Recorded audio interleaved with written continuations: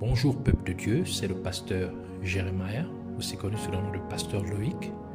Nous voulons écouter la parole de Dieu pour la semaine, mais avant tout nous voulons commencer par une parole de prière. Alors en signe de révérence à notre Père Céleste, à notre Dieu, baissons nos têtes et prions ensemble.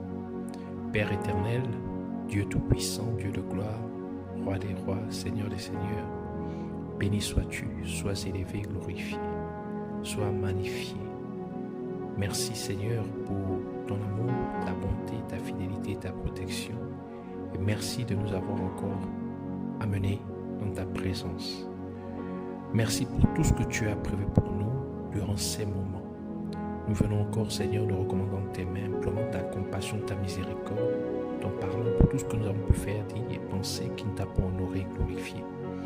Purge notre conscience Seigneur, oh mon Dieu, au Père, de t'œuvre morte, de divinité, de te malsaine, afin que nous venions te servir comme se doit.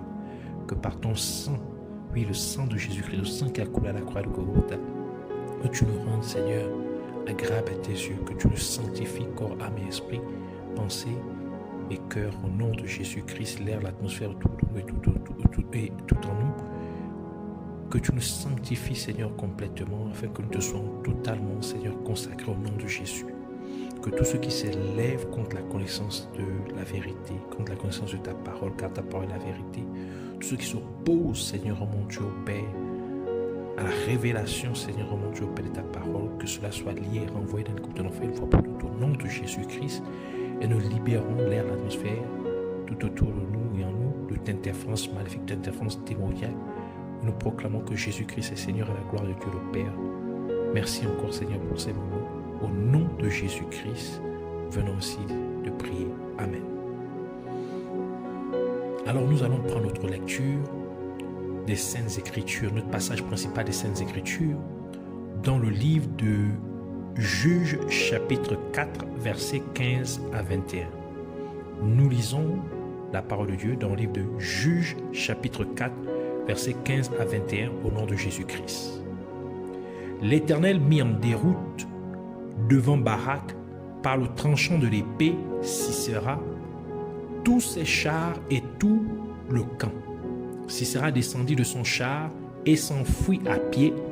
Barak poursuivit les chars et l'armée jusqu'à Harosheth Goïm, et toute l'armée de Sisera tomba sous le tranchant de l'épée, sans qu'il n'en restât un seul homme.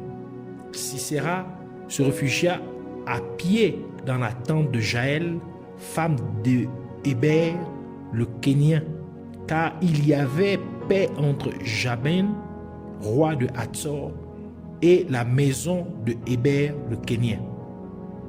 Jaël sortit au devant de Sisera et lui dit: entre, mon seigneur, entre chez moi, ne crains point. Il entra chez elle dans la tente et elle le cacha sous une couverture. Il lui dit: donne-moi, je te prie, un peu d'eau à boire, car j'ai soif. Elle prit l'outre du lait, lui donna à boire et le couvrit. Il lui dit encore: tiens-toi à l'entrée de la tente, et si l'on vient t'interroger en disant: y a-t-il ici quelqu'un? Tu répondras: non. Jaël, femme de Héber, saisit un pieu de la tente, prit en main le marteau, s'approcha de lui doucement et lui enfonça dans la tempe le pieu qui pénétra en terre. Il était profondément endormi et accablé de fatigue, et il mourut. Que le Seigneur bénisse sa parole, qu'elle vienne pleine de révélation, pleine de gloire, pleine de bénédiction, de vie, au nom de Jésus-Christ. Alors, aujourd'hui, le Seigneur voudrait nous entretenir encore sur le triangle des sorciers, le triangle maléfique des sorciers. Mais plus précisément, nous allons parler du combat des étoiles. Alors, le titre de l'enseignement d'aujourd'hui, c'est le combat des étoiles. Dans les deux premières parties de cette série d'enseignements, Dieu nous a révélé comment le royaume des ténèbres opère à travers Sisera. En d'autres termes, à travers le déploiement qui est aussi connu sous le nom du triangle maléfique des sorciers. C'est pourquoi nous avons parlé de l'expansion des sorciers dans tous les aspects de la société humaine. Nous avons expliqué comment les sorciers se développent en cachant leur véritable identité aux gens. Et nous avons également vu comment les sorciers saisissent ou possèdent ou s'accaparent des personnes, des choses et des lieux. Maintenant, Dieu veut nous révéler comment combattre et vaincre Sisera. En d'autres termes, Dieu veut nous parler de comment combattre et vaincre le triangle maléfique des sorciers. Dans notre passage principal des Saintes Écritures, nous apprenons qu'une femme du nom de Jaël, qui était l'épouse d'Héber, tua Sisera. Or, le nom Héber signifie en hébreu enclave. L'enclave est un territoire qui est entièrement entouré par le territoire d'un autre État ou entité. Et c'est exactement la même chose que lorsque le peuple d'Israël vivait à Goshen en Égypte. Bien qu'ils étaient en Égypte, les Israélites ne faisaient pas partie des Égyptiens. Et il faut rappeler que l'Égypte au temps de Moïse était une représentation du monde. Ainsi, Héber veut dire qu'il est dans un territoire, mais il ne fait pas partie de ce territoire. Et parce qu'une femme, lorsqu'elle est mariée, devient un seul être avec son mari, tel que le déclare le livre de Genèse, Genèse chapitre 2, verset 24, qui dit « C'est pourquoi l'homme quittera son père et sa mère, et s'attachera à sa femme, et ils deviendront une seule chair. » Par conséquent, parce que Jaël est la femme d'Héber, elle est devenue un seul être avec Héber. Et parce qu'Héber est dans un territoire et pourtant, il ne fait pas partie de ce territoire. Cela signifie que Jaël est aussi dans le même territoire, mais elle ne fait pas non plus partie de ce territoire. Nous pouvons clairement voir ainsi que Héber et Jaël sont en fait une représentation de Jésus-Christ et de son Église, qui est son épouse. Car la parole de Dieu assimile l'épouse à l'Église de Jésus-Christ. Comme le livre d'Éphésiens chapitre 5 verset 23 nous dit, « Car le mari est le chef de la femme, comme Christ est le chef de l'Église, qui est son corps et dont il est le sauveur. » Et de la même manière qu'Héber et Jaël sont dans un territoire, mais qui ne font pas partie de ce territoire, il en est de même pour Jésus-Christ et son épouse. Et c'est pour cette raison que Jésus-Christ a déclaré ce qui suit lorsqu'il parlait à ses disciples. En d'autres termes, il parlait de son Église, il priait à Dieu, il intercédait pour son Église, en disant dans Jean chapitre 17, verset 16, qui dit, c'est Jésus qui parle, « Ils ne sont pas du monde, comme moi je ne suis pas du monde. » Donc l'Église, les membres de l'Église de Jésus-Christ sur terre, bien qu'ils sont dans le monde, n'appartiennent pas au monde.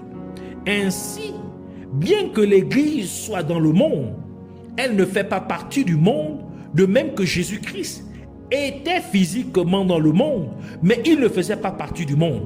Et puisque c'est Jaël qui tua Sisera, cela nous révèle donc que pour pouvoir vaincre Sisera, qui représente le triangle maléfique des sorciers, vous ne devez pas faire partie du monde, bien que vous soyez dans le monde.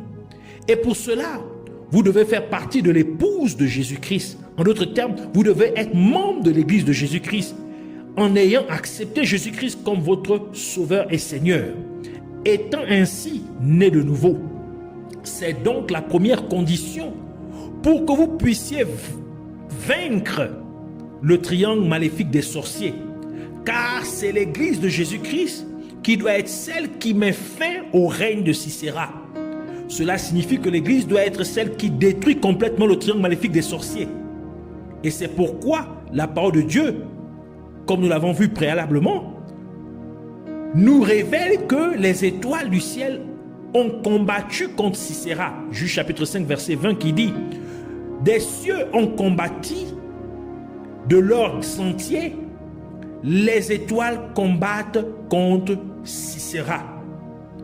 Et dans le livre de Genèse, Dieu nous a révélé que les étoiles du ciel sont la semence d'Abraham, car Dieu a promis à Abraham que sa postérité sera comme les étoiles du ciel en nombre. Genèse chapitre 15 verset 5 qui dit, et après l'avoir conduit dehors, il dit, c'est Dieu qui parle à Abraham, regarde vers le ciel et compte les étoiles si tu peux les compter. Et il lui dit, telle sera ta postérité.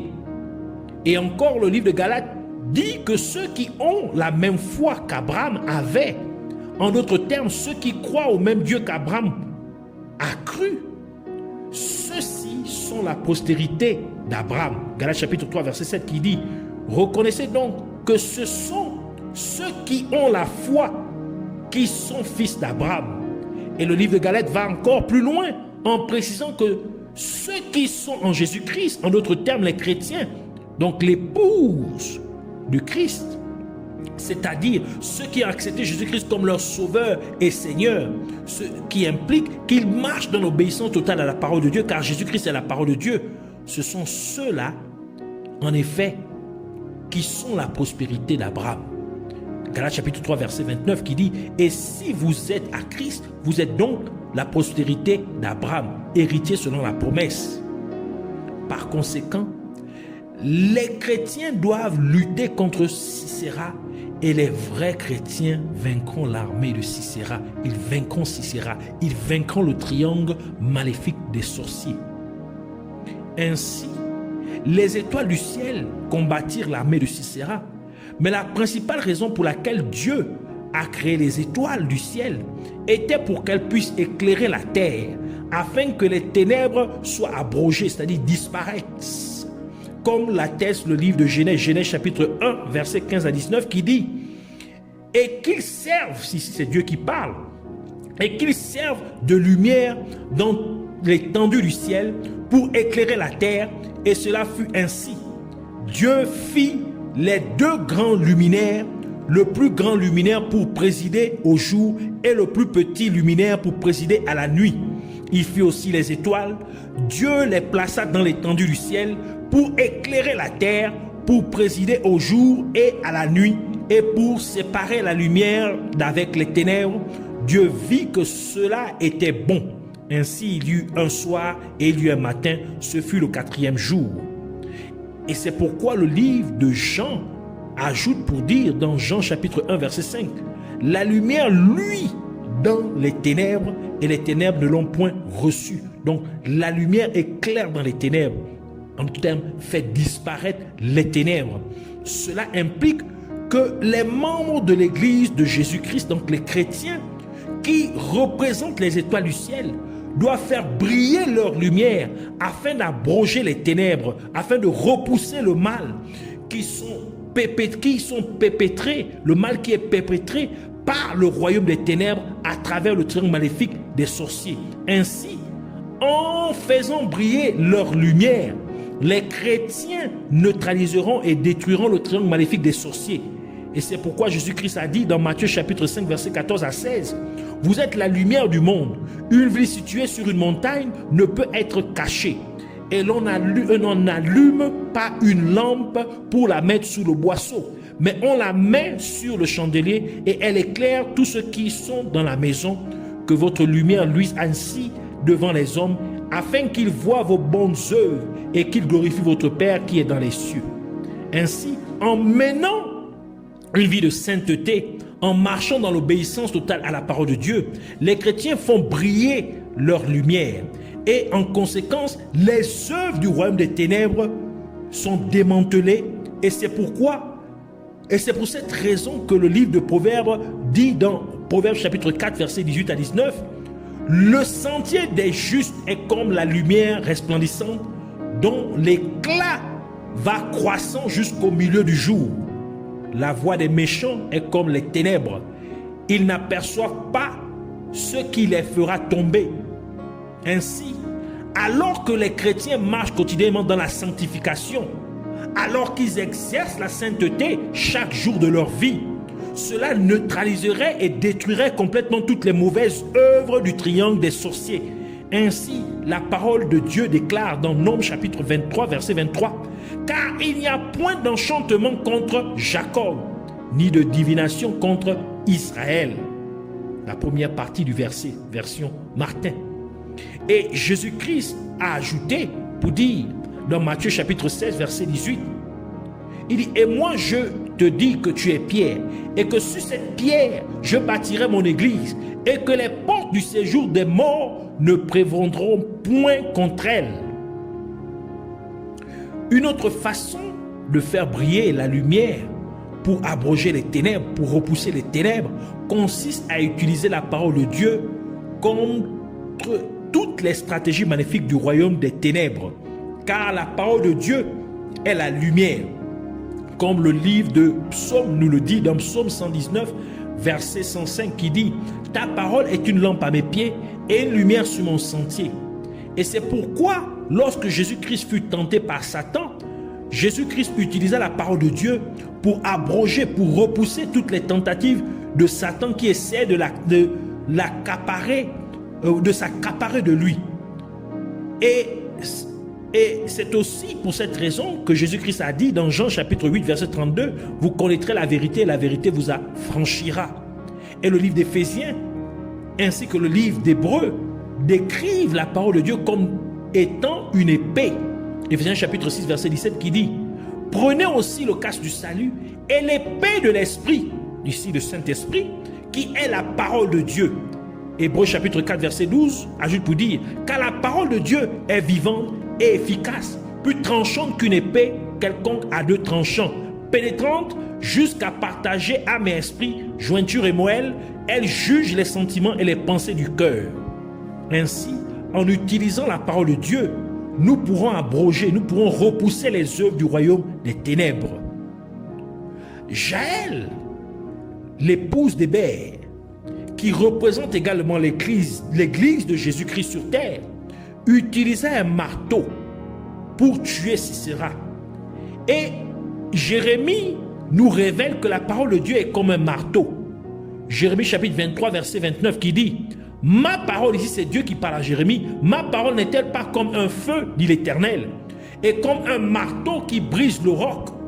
Et le livre d'Ésaïe ajoute dans Ésaïe chapitre 44, verset 12 pour dire « Le forgeron fait une hache, il travaille avec le charbon et il la façonne à coups de marteau. » La première partie du verset. Par conséquent, de la même manière que le forgeron forge un outil de métal en le frappant à plusieurs reprises avec le marteau, de même, les chrétiens doivent utiliser la parole de Dieu de manière répétée, c'est-à-dire avec insistance, avec persévérance, afin de faire plier toute mauvaise pensée ou mauvais désir et de le soumettre à la volonté de Dieu, comme le déclare l'apôtre Paul dans 2 Corinthiens chapitre 10, verset 4 à 5 qui dit « Car les armes avec lesquelles nous combattons ne sont pas charnelles, mais elles sont puissantes par la vertu de Dieu pour renverser les forteresses. Nous renversons les raisonnements et toute hauteur qui s'élève contre la connaissance de Dieu et nous amenons toute pensée captive à l'obéissance de Christ. » Ainsi, de la même manière, que le forgeron frappera à plusieurs reprises le morceau de métal afin de lui donner une forme appropriée. De même, les chrétiens doivent prêcher et enseigner la parole de Dieu aux gens avec insistance, afin que ceux qui sont sans forme aux yeux de Dieu puissent arriver à avoir une forme appropriée. Cela implique que ces agents humains du royaume des ténèbres finiront par se convertir de leur mauvaise voie en donnant sincèrement leur vie à Jésus-Christ. Par conséquent, ils passeront des ténèbres à la merveilleuse lumière de Dieu. Le nom Jaël vient du nom hébreu Yaël, qui signifie bouquetin, c'est-à-dire une chèvre de montagne, agile et aux pieds sûrs. Cela se traduit littéralement par « il s'élèvera » ou « s'élèvera ». Et le livre de Psaume déclare dans Psaume 24, verset 3 à 6, qui dit: qui pourra monter à la montagne de l'Éternel? Qui s'élèvera jusqu'à son lieu saint? Celui qui a les mains innocentes et le cœur pur, celui qui ne livre pas son âme au mensonge et qui ne jure pas pour tromper, il obtiendra la bénédiction de l'Éternel